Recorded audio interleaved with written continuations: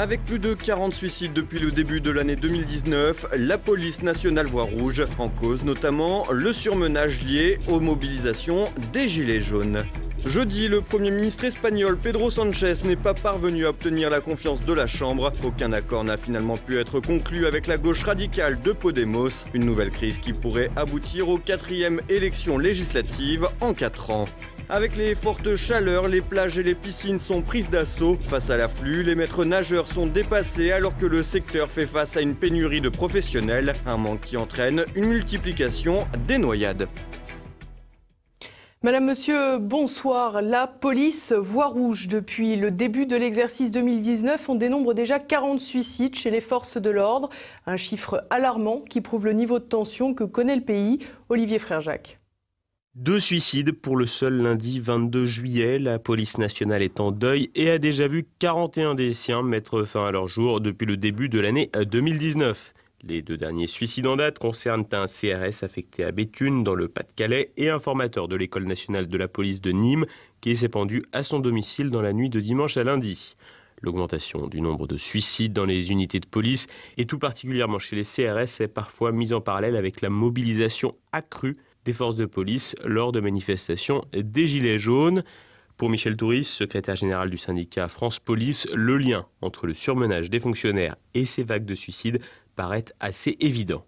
Le surmenage, si vous voulez, des collègues et la gestion de crise en lien avec le mouvement des Gilets jaunes, à l'évidence, me semble-t-il, eu un impact concret dans l'explosion des suicides d'aujourd'hui. Comment ne pas voir cette corrélation, si vous voulez, entre les 2 événements? Pourquoi subitement on aurait le nombre de suicides qui triplerait, quadruple, voire plus dans la police nationale et c'est pas à souhaiter, mais si malheureusement le rythme des suicides se maintient à 1 tous les 4 jours, comment ne pas voir une corrélation effectivement entre ces différents événements, le surmenage des forces de police, la pression de l'utilisation des fonctionnaires de police et évidemment le nombre de suicides qu'on a aujourd'hui au sein de notre profession.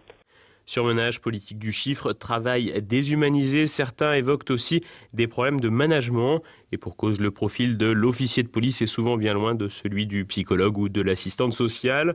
Un rapport parlementaire avait même dénoncé au début du mois de juillet les conditions de travail de la police, évoquant des conditions déplorables et une accumulation exponentielle du nombre d'heures supplémentaires. Mais au-delà de ces problèmes généraux, c'est la nature des ordres, parfois très politiques, qui semble participer d'un certain malaise au sein de la police. Tout est un problème d'ordre. Si vous prenez par exemple l'affaire Leger, on voit bien que ordre est donné à nos collègues de charger une foule pour la disperser. Donc les collègues ont reçu un ordre légitime de la part d'une autorité légitime, un préfet, un commissaire de police. Donc ils appliquent cet ordre. Eux, les gendarmes, refusent l'ordre. Donc on voit bien qu'au niveau de l'utilisation des forces de police, il y a de quoi parfois se poser des questions puisque 2 autorités différentes, en l'espèce la gendarmerie nationale et la police nationale, ne sont pas d'accord sur une méthode d'intervention par rapport à une situation donnée. De manière plus générale, vous avez peut-être vu cette information un peu folle où le procureur de la République de Nice explique en lien avec cette affaire qu'il n'a pas dit toute la vérité pour protéger le président Macron. Imaginez si un policier, à un moment donné, ne dit pas la vérité sur telle ou telle situation, ce qui va lui arriver. Il va être immédiatement suspendu et faire l'objet d'une enquête judiciaire. Des policiers qui se sentent acculés par un environnement médiatique plutôt hostile, un désamour croissant des citoyens, mais aussi par une hiérarchie très politique. Un sentiment exacerbé mi-juillet après que le ministre de l'Intérieur, Christophe Castaner, a décoré, comme chaque année, une promotion de personnel policier, essentiellement des hauts gradés. Une initiative critiquée par une majorité des syndicats de la profession. On voit bien aujourd'hui qu'effectivement, il peut y avoir des questions qui se posent par rapport à un usage très politicien, je dirais, des forces de police. Et donc, si vous voulez, cet usage litigieux parfois de mes collègues amène irrémédiablement à une perte de sens, si vous voulez, des missions et participe au mal-être des collègues qui ne se retrouvent plus pour certains dans la mission de police. Si vous couplez à ça des rythmes absolument démentiels à tenir, une pression à la fois hiérarchique et judiciaire, médiatique et politique très importante, nos collègues les plus fragiles malheureusement craquent et peuvent parfois avoir un geste ultime qui les amène à supprimer. Un mal-être qui trouve donc son origine dans de nombreux facteurs et dont les conséquences s'avèrent fatales. Et si le surmenage lié aux gilets jaunes est conjoncturel, des aspects structurels semblent aussi peser dans la crise que traverse la police nationale. Son organisation hyper centralisée et son rôle officiel de police d'État dans le système politique et administratif français exposent naturellement son personnel aux aléas politiques du pays. Et force est de constater que plus la situation va empirer dans les années à venir avec les conséquences des crises économiques, sociales ou encore migratoires, plus la police va servir de bouclier à l'État et plus ce type de drame devrait s'intensifier. Nouveau revers pour les socialistes espagnols. Jeudi, faute de trouver un accord avec la gauche radicale de Podemos, le Premier ministre Pedro Sánchez n'est pas parvenu à obtenir la confiance des députés. Explication. Pas d'accord, pas de confiance. Jeudi, le Premier ministre espagnol n'a pas été reconduit à la tête du gouvernement. 3 mois après les élections législatives et la victoire des socialistes sans majorité absolue, aucun accord n'a pu être trouvé avec la gauche radicale de Podemos. Un échec des négociations essentiellement dû à l'impossibilité de s'entendre des deux partis sur la formation du gouvernement, selon le spécialiste de l'Espagne contemporaine Nicolas Klein. Pour l'essentiel, c'était des désaccords en fait sur la composition du gouvernement à venir, beaucoup plus que des désaccords de programme, puisqu'en fait Podemos, en dépit de résultats relativement faibles aux dernières élections, en tout cas très inférieurs à ceux des élections précédentes, exigeait un certain nombre de postes ministériels de Marocains, notamment dans les affaires culturelles, l'éducation, la recherche scientifique, l'université, le travail. Et également une vice-présidence du gouvernement, et le Parti socialiste, Pedro Sánchez, ne voulait pas leur en donner autant, donc c'est ce qui a provoqué l'échec de leur accord. Si Podemos et les socialistes ne sont pas parvenus à s'entendre, il est toutefois possible qu'un peu plus de temps les mène à un consensus. Le Parlement dispose en effet de 2 mois pour poursuivre les négociations. Pour autant, ce premier échec a particulièrement tendu les relations entre les deux partis. Par ailleurs, si un accord était finalement trouvé, il ne réunirait à eux deux que 165 députés sur les 176 nécessaires pour obtenir la majorité absolue. Ils seraient donc obligés de s'allier à quelques élus indépendantistes. Ce revers pour Pedro Sánchez pourrait donc également pousser les socialistes à tenter un rapprochement avec Ciudadanos, à plus forte raison que cette alliance suffirait, elle, à atteindre la majorité absolue. Cependant, les centristes avaient annoncé pendant la campagne électorale des législatives d'avril qu'ils ne concluraient pas d'accord avec les socialistes. En effet, ils reprochent à Pedro Sánchez sa propension à courir derrière la gauche radicale de Podemos, comme en témoignent les tentatives d'alliance gouvernementale, mais également son traitement de la question catalane. Par ailleurs, au-delà de la politique, tout porte à croire que cette configuration ne serait pas dans l'intérêt des centristes. L'alliance avec le centre serait plus confortable pour les socialistes, mais les centristes n'en veulent absolument pas. Les centristes estiment qu'ils n'auraient pas grand-chose à gagner à une alliance avec les socialistes et qu'il vaut mieux pour eux essayer de devenir, au moins médiatiquement et symboliquement, la principale opposition à droite du gouvernement. Un positionnement pour Ciudadanos que permet notamment le faible résultat du Parti populaire aux dernières élections avec moins de 17% des voix et 66 députés, soit à peine une dizaine de moins que les centristes. Par ailleurs, malgré la percée de Vox avec une entrée historique dans la Chambre avec 24 députés, une alliance de la droite de l'échiquier politique ne permettrait pas d'atteindre la majorité absolue non plus. Justement, la droite espère aujourd'hui pouvoir jouer sur l'échec des négociations entre les socialistes et Podemos, sur l'incapacité de Pedro Sánchez à former un gouvernement, pour essayer de démontrer aux Espagnols qu'en réalité, la gauche ne sera pas à même de gérer le pays dans les mois et les années qui viennent. Pedro Sánchez et la gauche dans son ensemble auront donc fort à faire cet été. Si le 23 septembre à minuit, aucun accord pour nommer un nouveau président du gouvernement n'a été trouvé, le président du gouvernement en poste, Pedro Sánchez, ira se présenter au roi, Philippe VI, pour lui remettre la demande de dissolution du Parlement. Donc Philippe VI la signera, ce qui entraînera l'organisation de nouvelles élections générales anticipées très probablement au mois de novembre. On imagine mal les électeurs espagnols se dédire radicalement en quelques mois. Cela dit, il va encore falloir voir si le blocage perdure sur 2 mois, et auquel cas, à quel parti et à quelle force politique va être reproché ce blocage. Est-ce que c'est des socialistes qui vont se voir attribuer l'échec de la formation d'un gouvernement? Est-ce que c'est plutôt Podemos? Et dans ce cas-là, on peut avoir des variations, pas nécessairement immenses, mais des variations qui pourraient rééquilibrer un peu le jeu des forces politiques. Pénurie de maîtres nageurs. Alors que les plages et les piscines sont prises d'assaut pour se rafraîchir, il manque des milliers de professionnels du secourisme. Une insuffisance parfois lourde de conséquences. Le point avec Thibaut Bastide. L'été, la plage, la piscine et son manque de maître nageur. Alors que nous avons tous en tête l'image du maître nageur avec son maillot de bain rouge, eh bien cette année, ils se font plutôt rares. Et pour cause, la profession connaît une véritable pénurie. Selon le syndicat national professionnel des maîtres nageurs sauveteurs, il manquerait actuellement 5000 maîtres nageurs en France pour des effectifs actuels allant de 12 000 à 15 000. Un manque véritable surtout en période de vacances et de forte chaleur. À cause de cette pénurie, l'accès au bassin de certaines piscines municipales, d'hôtels et de campings est réduit au niveau des horaires, si ce n'est totalement interdit dans les cas où aucun surveillant n'a pu être embauché. Le constat est légèrement différent sur les plages, obligeant les surveillants à se montrer d'autant plus vigilants que leurs effectifs sont également restreints. Si le sujet peut paraître extrêmement léger, les conséquences, elles, le sont beaucoup moins. En effet, l'Agence nationale de santé publique a constaté une aggravation du nombre de noyades l'été dernier. Ainsi, entre le 1er juin et le 30 septembre 2018, 1649 personnes se sont noyées. Parmi elles, 25% ont péri. Or, en 2015, le total des noyades n'avait été que de 1266. Une forte hausse des accidents mortels liés à la pénurie de maîtres nageurs. Pour expliquer le manque de maîtres nageurs, il faut se tourner du côté de la formation et notamment son coût. En effet, jusqu'en 1985, année de création du brevet d'état d'éducateur sportif des activités de la natation, 1500 à 1800 maîtres nageurs étaient formés. Depuis, les formations sont devenues plus complètes mais aussi plus longues et coûteuses pour les candidats, lesquels se sont donc présentés en moins grand nombre. Ainsi, en 2018, il n'était que 800 à avoir obtenu le diplôme.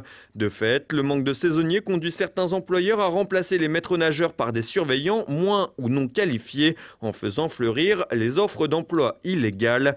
Pour le moment, aucune réponse gouvernementale n'est réellement apportée au sujet. Le ministre des Sports, Roxana Maracineanu, a simplement mis en place le plan Aisance aquatique qui vise à enseigner aux enfants les principes de base de la natation pour éviter la noyade, et ce, dès la maternelle.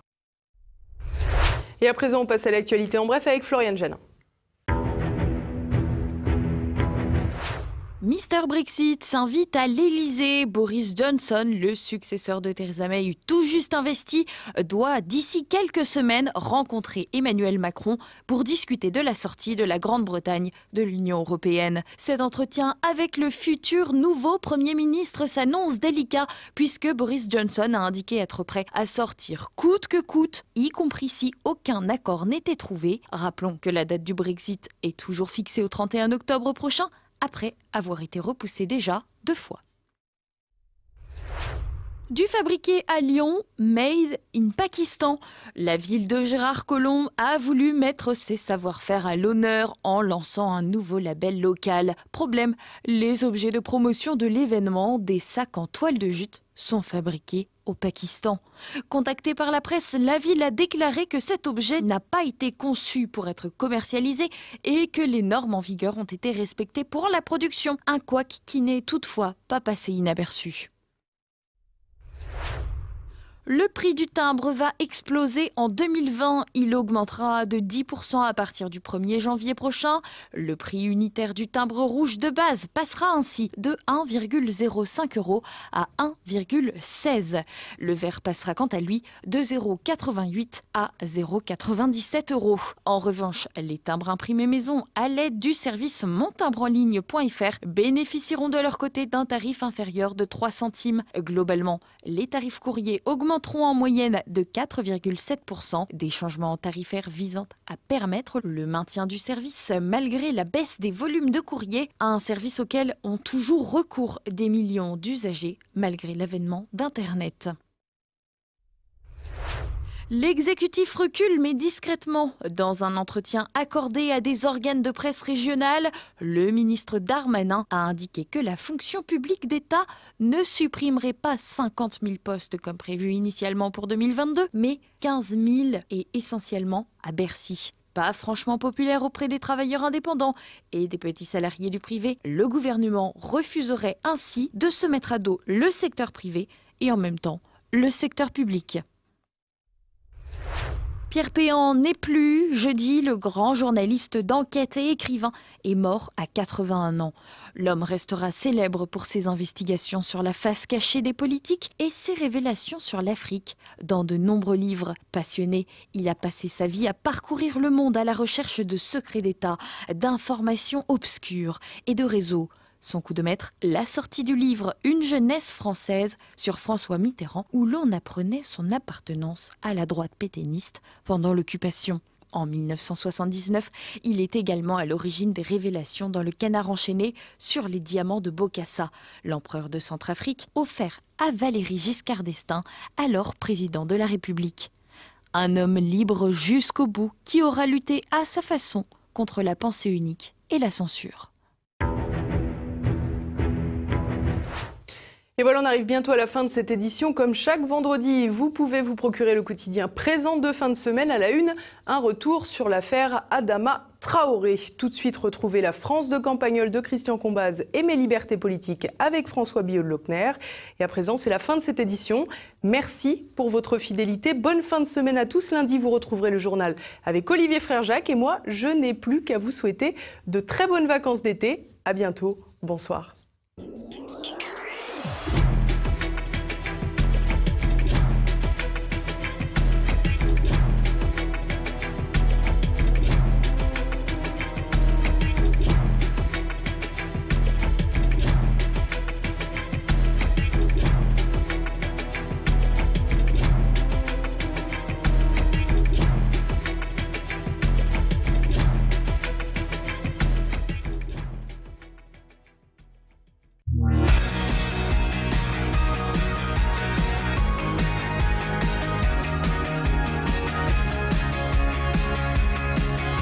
L'été, on voit passer à Campagnol toutes sortes de gens aux terrasses, enfin la terrasse du seul café local, des gens dont souvent les motos ou les bicyclettes ou les quads sont garés n'importe comment sur la place, et des gens qui sont la véritable diversité. Alors l'autre jour, mon coin de la terrasse a tressailli un peu parce qu'une fille qui faisait partie d'un groupe de filles derrière nous, sur un ton jovial de café-théâtre, a dit le seul moment où j'ai honte d'avoir un père sénégalais, c'est quand je vois cet allumé là avec ses salopettes à cœur rouge, et elle désignait sur l'écran du bar à travers la vitre la porte-parole du gouvernement qui venait de dire un truc incroyable comme d'habitude, qu'elle a largement commenté. On peut dire que notre voisine motarde là était vraiment une femme assez exceptionnelle, d'abord parce qu'elle circulait en KTM, en moto KTM avec ses 3 copines, ensuite parce qu'elle était monumentale, et enfin parce qu'elle détestait la nouvelle France personnalisée par cette idiote, nous a-t-elle dit. Elle nous a expliqué que son arrière-grand-père était tirailleur sénégalais, copain de Senghor. Elle nous a dit qu'elle était chirurgienne à Lyon. Et enfin, elle nous a assuré que tous les gens comme elle ne pouvaient plus blairer ceux qui s'appuyaient sur l'Amérique du Starbucks et de la guerre des étoiles pour obtenir plus vite leur ticket d'entrée dans la famille européenne. Elle nous a dit par exemple, quand cette cruche-là te dit qu'il y a 2 France, une qui aime le homard et l'autre qui préfère le kebab, j'en ai vu moi déjà les mangeurs de kebab, ça n'a rien à voir avec la France profonde. Hein. Tu crois qu'elle aurait dit par exemple la France du homard et celle du petit salé aux lentilles ou de la baguette jambon beurre? Pas du tout. Elle essaie de te faire croire que le français de base c'est le client de ces espèces de restos qui blanchissent de l'argent dans tous les quartiers populaires des villes de France en vendant des sandwichs qui sont les mêmes qu'à Istanbul, et ça, elle me dit, c'est porte-parole du gouvernement. Mais je rêve là. Normalement, elle devrait être à la croisée de tous les groupes sociaux en France. Elle devrait être la moyenne arithmétique. La France des mères de famille catholiques, par exemple, devrait pouvoir s'y reconnaître au même titre que celle des footballeurs, alors que là, tu vois bien que tout son vêtement, ses jugements, son sens de la normalité, tout est militant, agressif. Cette fille, c'est Angela Davis. Elle essaie d'imposer son groupe à tous les autres groupes. Elle brandit le poing. Bien que son genre vestimentaire, que son genre vestimentaire est une offense à la France qui met du beige et du gris, par exemple. Alors là, tu vas me dire, me dit-elle encore, c'est une France triste s'il est en beige et en gris. Oui, mais la France triste, ça existe. Il n'y a aucune obligation à porter des couleurs vives et à dire youpi tout le temps et à ressembler à Casimir. Et les mecs, a-t-elle continué, si vous voulez vraiment porter du fuchsia, de l'orange, du vert fluo, ben vous allez à Disneyland et puis vous devenez choriste chez Britney Spears, par exemple. Vous ne devenez pas haut fonctionnaire, vous n'allez pas présider une réunion avec des préfets en uniforme, vous ne venez pas dîner à Versailles avec des ambassadeurs. Je sais pas, moi, c'est comme si j'allais opérer en capote jaune à fleurs mauves au CHU. Eh ben, ça ne viendrait pas à l'idée d'abord, puis le directeur de l'hôpital me le reprocherait. Eh ben là, le président, il s'en fout carrément. Bientôt, elle va se pointer en tongs, déguisée en Télétubby à l'Élysée, et le président va nous expliquer que c'est pas un problème. Et il va vous dire, où est le problème? Eh bien là, on va lui répondre, le problème, mon gars, c'est toi. Et ben voilà, elle a payé son Perrier et elle est partie avec ses ses 2 copines en KTM. Finalement, tout n'est peut-être pas perdu dans ce pays, vous allez voir.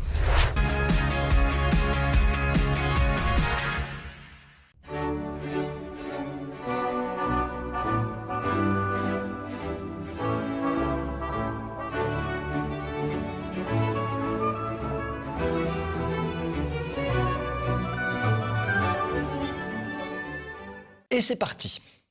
Le nouveau service national universel vient d'être lancé pour 2000 jeunes dans 13 départements pilotes à travers toute la France.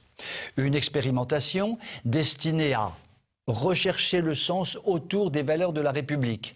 Ah, il est sûr que par les temps qui courent, il faut bien chercher pour trouver le sens autour des valeurs de la République. Uniforme ou lever des couleurs. Tout cela est plutôt sympathique finalement. Mais l'on se demande simplement pourquoi, dans notre cher et vieux pays, l'on passe son temps, tel Pénélope sur sa tapisserie à la nuit tombée, à faire et à défaire, à déconstruire pour reconstruire, à se dire que ce qu'on faisait avant, ça n'était peut-être pas si mal, avant de tout remettre par terre 2 ans plus tard, on y perd vraiment son latin. Les réseaux sociaux, évidemment, ont été très critiques. Quel genre de critique? Eh bien, par exemple, faire chanter la Marseillaise à des jeunes, c'est flippant, nous dit-on, car ça rappelle les années 30. Avec ce genre de raisonnement, il ne faut plus rouler en voiture à Budapest. Les véhicules dégagent une odeur d'essence qui rappelle celle des chars russes qui ont écrasé en 1956 la tentative de libéralisation du pays. À Budapest, tous en trottinette. Bon, soyons simples et sérieux. Apprendre son hymne national, n'en déplaise aux réseaux sociaux. C'est à peu près ce qui se fait partout sur la planète, dans tous les pays du monde. Là où cela commence à être un peu moins enthousiasmant, une fois passée la devanture, c'est quand on se penche sur le menu dans les assiettes. Éco-gestes, temps de réflexion sur les sujets de société, hymne à la laïcité, atelier pour dépasser les clichés sexistes, j'en passe et des meilleurs. Cela s'appelle un tout petit peu du lavage de cerveau, non ? Cela pour la modique somme de 1,5 milliard d'euros par an, sans compter les coûts annexes, uniformes, infrastructures, restauration et je ne sais quoi encore. Finalement, il se peut qu'on ne soit pas vraiment complètement à l'aise avec cette nouvelle initiative. Car il est à craindre effectivement un bon vieux lavage de cerveau visant à insérer dans les jeunes têtes les valeurs de la République. Le seul petit problème, c'est que personne ne sait définir les valeurs en question. Et quand elles sont définies, très souvent, un frisson d'épouvante vous parcourt généralement de haut en bas du corps. Vous pouvez m'écrire si vous le voulez. À très bientôt.